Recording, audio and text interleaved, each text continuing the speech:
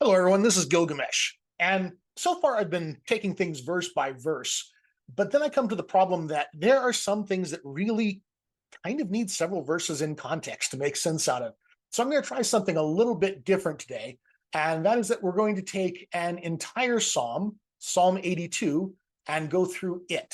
I was discussing with some people online about this psalm today, and it's just a fascinating psalm that I've always loved. And so I thought I'd go through it. And I've also been told that I should ask you to like and subscribe at the beginning of the video. So if you haven't done it yet, do that now. Also, I run a Discord server. If you're interested in biblical Hebrew and learning more about it, or just generally the archaeology and history of the Hebrew Bible, come join us. There is a link in the description to do so. So we're going to take this verse by verse. We're going to go through the entire psalm. So the first verse here, Mizmor la'asaf, Elohim nitzav ba'edat el, b'kerev Elohim yishpot. This starts with our superscription here, Mizmor la'asaf. Now, the Hebrew Bible and many of the English editions actually have differing verse numbering on this, because often the superscription is put as sort of a verse 0 in a lot of the English versions of the Bible, particularly in the Christian traditions. And then the verse proper starts as verse 1 in those systems. This versification all happened centuries after the actual composition of the text. The Jews do it a little bit differently, and so the Hebrew version of the Bible, you'll find the superscription is usually verse 1. This is one of the odd cases where they decided to combine the superscription with the first sentence, and so the English and the Hebrew do match in this particular psalm, but in a lot of psalms they don't. So we start here with Mizmor la'asaf, a song to Asaph. So a mizmor, you can see over here, it's a song sung to instrumental accompaniment.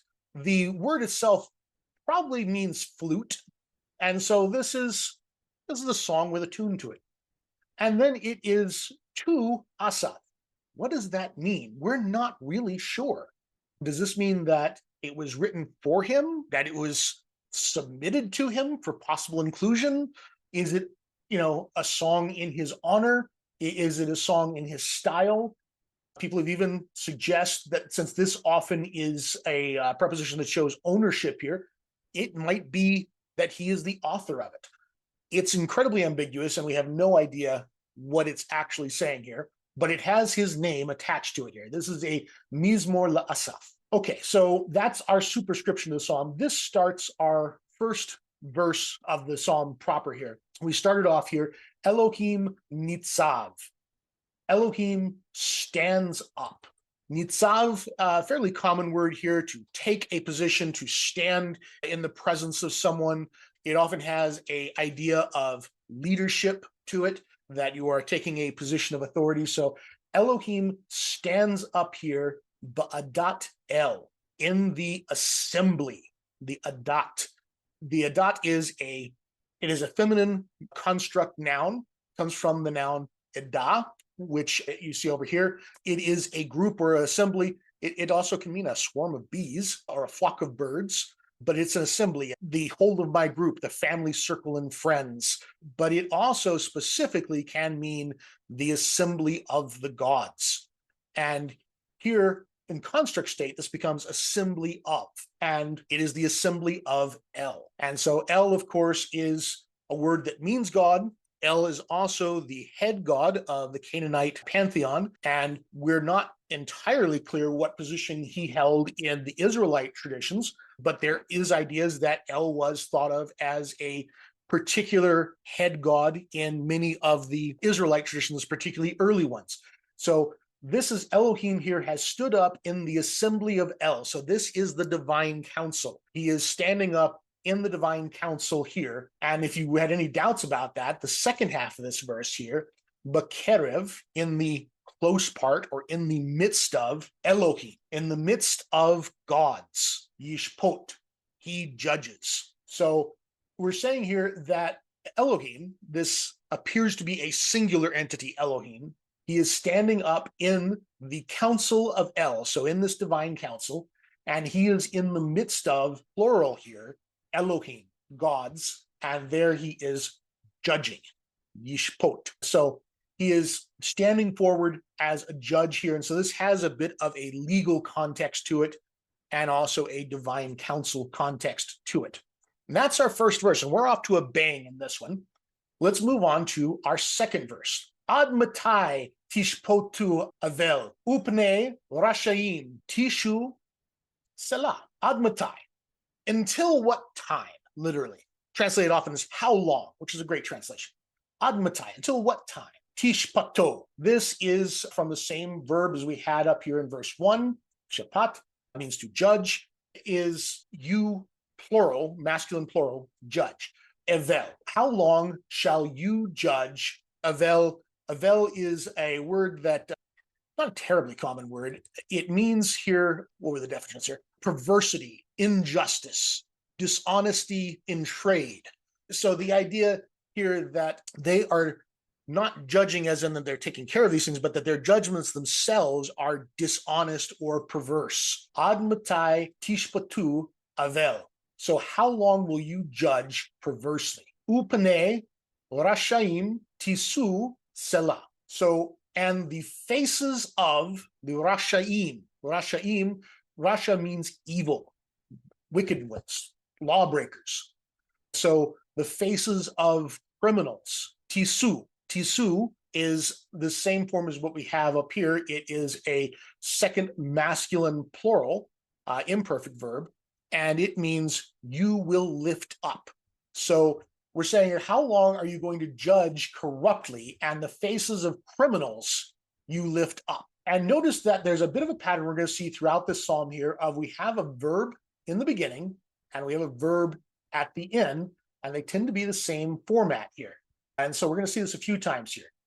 So you judge wickedly, and the faces of the wicked you lift up. It forms a slight chiasm, actually. So we've got here the idea that Elohim is not happy with this divine counsel.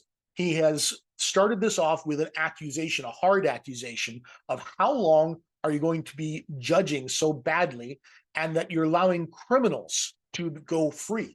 And so he is just fed up with the injustice of the world that apparently this divine counsel is supposed to be keeping in check. And then we end it with Selah. Selah is a fun little word. It shows up, 70 times in the Psalms. Interestingly enough, in the Greek translation, it shows up 92 times. So the Septuagint really loved this word and had preserved it in many more places than the Hebrew did. Also shows up a handful of times outside of the Psalms. It's obscure.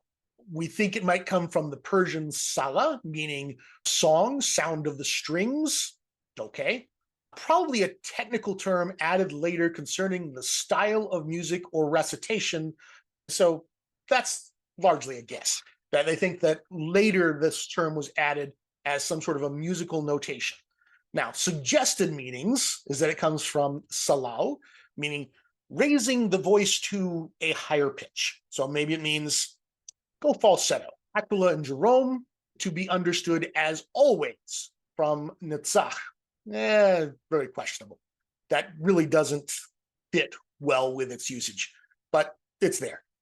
3, to pause, from the Septuagint diasalma, an interlude of instrumental music. So we pause our singing here for a moment so that we can do, I like to say, a guitar solo. That's really what Salah means, is insert guitar solo here. But yes, possibly an interlude for instrumental music. Number 4 is siglum, meaning it's an abbreviation. It's an abbreviation for samin lishnot hakol, to change, assigned to change the voice. Basically the same thing as we had before, go falsetto. Or it's for suv lama'ala hashir, go return to the top of the song. Or in other words, a da capo. So yeah, this could be DC Alpha Ne or something like that. So nobody knows. These are all just guesses. What do you think Salah means? Tell me in the comments. What's your favorite musical notation that this should really be meaning? Okay, so we have here, leaving off musical notation, starts with a strong accusation of injustice and improper judgment from this council of Elohim. And so going on now to verse 3. Shiftu dal vayatom ani varash hatziriku. Okay, so we have here And this is a masculine plural imperative here. So this is a command, judge. Shiftu dal, judge the poor. Dal here is fairly common word, low in status, poor, powerless, downcast, sullen, insignificant, small, poor people. Shiftu dal. Vayatom is fatherless. And yeah, these are orphans, fatherless. And so these two are going together here, the poor and the fatherless. And we have here ani. Ani means the suffering, those that are in a wretched or needy condition. Limizarab, the suffering, and the rash. Rash is an interesting one. It might actually come from the same root as rosh, which means head or a chieftain, but no, it means the exact opposite. It's the poor. It's the most neutral designation of the poor in his social and economic situation, according to one scholar. But yes, this is obviously in context here, poor, because our other words mean poor. And so we've had here 4 different words that all mean poor. And so we have here again the idea of a verb at the beginning and a verb at the end. And we have in the middle here, again, this verse forms a bit of a chiasm here. We have 2 words for poor, followed by 2 words for poor. And so this first verb goes with the first 2 words, judge the poor and the fatherless, the suffering and the poor, hatzdiku. Hatzdiku means to find someone righteous. This is a he field form. It's a masculine plural. And this is often used in a legal sense. And obviously we're talking about legal sense here since we're talking about judging. This is to find someone's cause to be righteous, to cause them to be the prevalent party in a legal dispute. Okay, so that's what we're talking about here. First, he accuses them of having improper judgment. Then he commands them to have proper judgment and focuses on the poor and the outcast. Now we have here, haltu da, va'evon mayad rashayim atzilu. And you'll see that there's a lot of similarities here. We start with the verb, we end with the verb, and then we have 2 words here that are both nouns. And then we have 2 words here that's a little bit different format. There's no conjunction between them. They are both nouns. But roughly translated, this here, paltu, allow the poor to escape, and the poor from the hand of the wicked deliver. So we have here this paltu, allow to escape.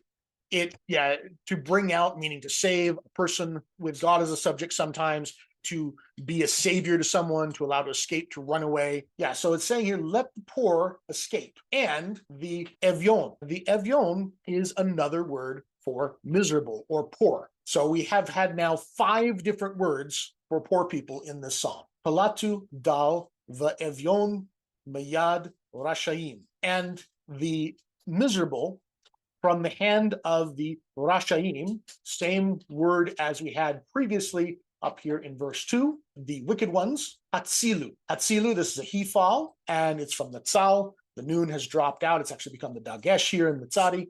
This is a imperfect masculine plural, and it means to deliver or to cause to escape. So very similar in this. They are synonyms, and that is what's happening here. In standard Hebrew parallelism, we're using words that are close synonyms. Allow to escape the poor, and the suffering from the hand of the wicked deliver. Okay, and this is an imperative. This is an imperative. So yeah, moving on to verse 5. Lo yadu velo yavinu b'chasheka yithalakhu yamotu kol mosde aretz. Okay, this says roughly, they do not know and they do not understand. In darkness, they walk back and forth. Totters or sways all the foundations of the earth. So we have here a basic negation, lo, yadu. Comes from yada, very common word to know or understand. This is a 3rd common plural. Velo yavinu, and they do not understand. Vinu comes from vin, it's a hollow verb here, bet yod nun. It means to understand, to make clear, to distinguish, to learn about. So they do not understand. Bakashecha, in darkness. This is a feminine for darkness. We often see darkness as the masculine. It shows up a few times as feminine, but not very often. We only have a handful of items here in our lexicon. But yes, koshek is the more common masculine. This is kashecha, feminine darkness. In darkness, yit halakhu. This is a hitpael of halak. So it has an idea of reflexiveness or repetition. To walk back and forth might be a good example of what this word can mean in the hitpael. If we were to scroll down in our lexicon to where it talks about the hitpael, you can see it shows up a few times, including in Genesis a few times, the idea of walking back and forth or walking up and down in things. That's actually one of the ones that uses it here is Job in chapter 1. Satan, where have you been doing? I've been walking back and forth on the earth. This is the form it uses here as the hitpael. So yithalahu, they walk back and forth in darkness. Yimotu kol moste aretz. Okay, so this one here comes from the verb mot. It's also a hollow verb. It means here basically to sway or to be in economic difficulties, to be shaky. We're going to go with sway. To sway or to totter, all the moste aretz. This is a masculine plural construct state here. The foundations of, you can see it's not a terribly common word. It means foundation wall, metaphorically, in Isaiah 58. It is often used with eretz, shows up in Ugaritic with eretz as well. And it can also show up with harim, the foundation of the mountains. But this is the foundations or undergirdings of the earth, the aretz. And so why is this phrase here, that all the foundations of the earth sway? We haven't really been talking about the earth until this point, but the idea is that the earth itself is founded on justice. And because of the activity of this divine council, or their inactivity, or their improper activity, the very foundations of the earth have shaken. And so the world is out of order because of the failure of these Elohim. So now we come to one of the most famous parts of the verse here, verse 6. Ani amarti Elohim atim, uvane elyon kulcham. I have said, Elohim are you, and sons of Elyon, all of you. So this first word here, ani, is our first person pronoun, and it means I. It's not needed because we have the verb here in perfect here, amarti, very common verb, I have said. And so this is added purely for emphasis or poetical effect. This is bringing the focus onto the I said. And so since this is Elohim speaking here, that brings a lot of focus to this statement here. Elohim has said, Elohim atim, ye are gods, you are Elohim, uvene elyon, and sons of, this is a masculine plural construct state here, sons of Elyon. Elyon is a proper name, and it is a name that's applied to God, especially in the Israelite tradition here. He was, however, an independent God, originally a particular deity different from El, who was the Canaanite god. See also Philo of Byblos. Elyon is no longer a special deity, according to some scholars, but a divine epithet, which occurs either by itself or as an attribute of God. It comes from the Hebrew Allah, which means to go up. And so it means something that is higher, something that is upper. And it's used for things that are higher, such as the gate of the temple or of the palace, various towers, upper city, upper sluice. This is where the word Elyon is used, this upper part, this most high part, and that's why it is sometimes translated in English as most high. But it is beyond that, it is a proper title or a proper name of deity. And so I have said, you are Elohim, and sons of Elyon will come, all of you. And so this is the famous statement here that ye are gods and sons of the Most High, all of you. And so he is speaking here to this divine council, this grouping of Elohim, and he's saying that he is the one who has said or named them to be Elohim, and that they are sons of Elyon. But he's angry with them because they have not fulfilled their duties. Akin. Akin is a particle here, means however. It's not used terribly often. It's actually a not too common word. An exclamation to emphasize the unexpected. Surely, however. Akin, I guess I should actually read it in Hebrew first. Akin ka'adam tamutun uchachad starim tifolu. Therefore, like Adam, you shall die. Now, this here is a second masculine plural of the verb mot, which means to die. The noon on the end is what we call a paragogic noon. What's a paragogic noon for? No one knows. It just sometimes gets stuck on the end. So just a bit of a grammatical form there. So this is you shall die. Like Adam, you shall die. So he is condemning this council of Elohim here to become mortal, to be like Adam, to be sent down to die. Uka'achad hasarim. So, and like one of, achad is one, the sarim, the princes, tipolu. Tipolu is you shall fall. This is the, again, second person masculine plural of nafal. Nafal, very common word. The noon has assimilated into the dagesh in the pay here. So you shall fall. And that is our verse here. So the idea here is this council of Elohim is being condemned to earth. They're going to, like Adam, they're going to die. And like one of the princes, so they're not like just ordinary people, but this is the idea that death is the great equalizer, and that like all mankind on earth, they will fall. And now we go to verse 8 here. Huma Elohim, shafta haaretz, ki ata tinachal bakol hagoyim. So we have here this is an imperfect masculine singular.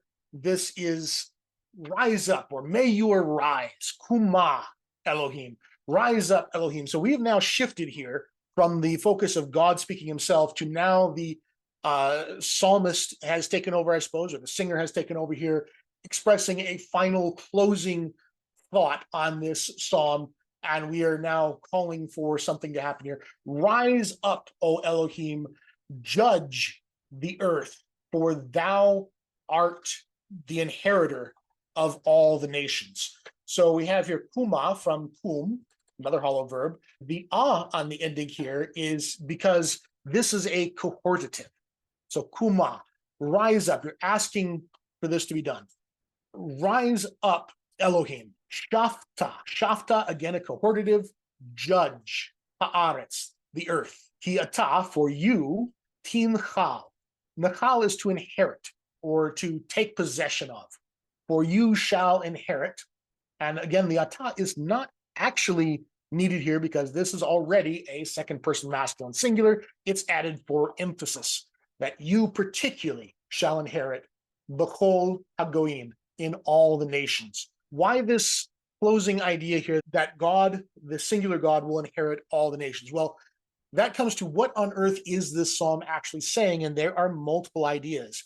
One idea is that this is a move from polytheism to monotheism. The idea is that God, dissatisfied with the divine council, has now cast them out and has sent them to die, and he has become the inheritor of all the nations, the God of all the earth.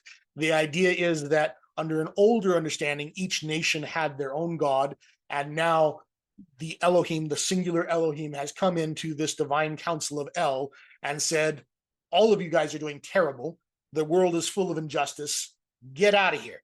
And sends them out to go die. And that he then becomes the God of all the earth. That's one interpretation of this. Another interpretation of this is that this is connected to like Isaiah 14, where we see the king of Babylon being thrust down to Sheol after he climbed too high into the sky, into the mountain of the north, and so forth. And so that's an idea here as well, is that this is the casting of divine beings out of the heavens to go down onto the earth. And so possibly that's at play here. Now, another thing that was very popular for a while is that maybe these aren't divine beings, but that they are judges. And one of the arguments that the word Elohim means judge rather than just a divine being is this psalm. But most scholars have rejected that, and for very sound reasons. Elohim does not generally mean, well, does not at all mean human judge. It means divine being. But the idea here is that these Elohim of the various nations actually may represent the kings of the earth, and that their failure to do justice to their various nations has condemned them to death.